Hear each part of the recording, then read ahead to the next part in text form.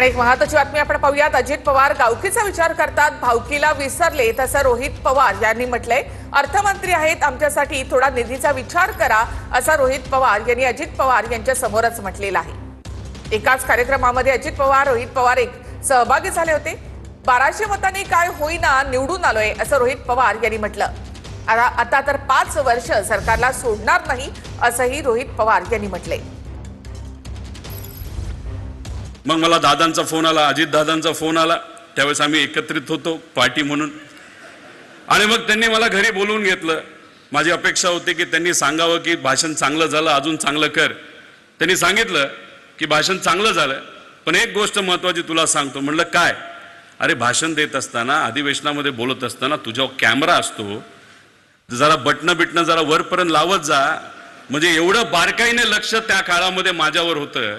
आता ते गावकीचा विचार करतात, पण भावकीला कुठेतरी विसरलेले आहेत। अर्थमंत्री आहेत, कुठेतरी निधीच्या बाबतीत त्यांनी तिथं विचार करावा अशी मी विनंती करतो। बोलत असताना काहींनी सांगितलं किंवा दादा गावकीकडे लक्ष आहे, भावकीकडे पण लक्ष द्या। भावकीकडे लक्ष दिलं म्हणूनच तू आमदार झालास।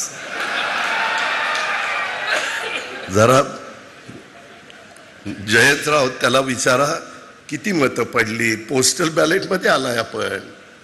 त्याच्यामुळं माझ्या कुणी माती लागू नका, तुम्ही तुमचं काम करा, मी तुम्हाला एक अक्षर बोलणार नाही। 90 मतदारसंघ असे आहेत की बॅलेट पेपरवर आमचेच आमदार निवडून आलेले आहेत। पण झालंय असं आहे की ईव्हीएम मध्ये काहीतरी घोटाळा झालेला आहे, बऱ्याच लोकांना तिथं पाडलं गेलेलं आहे आणि आम्ही कदाचित 1,20,000 निवडून येणार असो, आमचे 2 0 खाल्ले असतील, कधी काय सांगता येत नाही।